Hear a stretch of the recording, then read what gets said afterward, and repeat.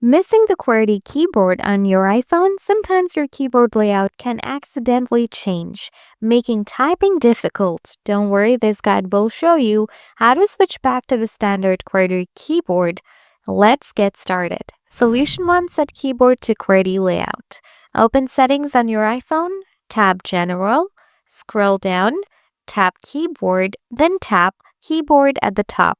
Select English or your preferred language. Tap Keyboard Layout and ensure QWERTY is selected.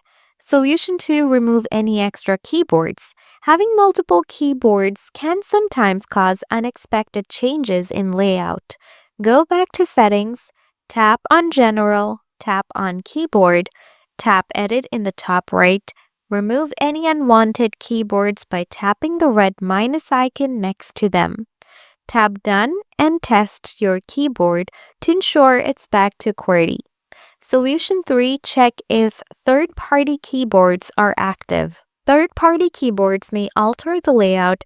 Open Settings, then tap General, scroll down, tap on Keyboard, select Keyboards and remove or disable any third-party keyboards. Then check your keyboard layout. By following these steps, you should be able to get the QWERTY keyboard back on your iPhone.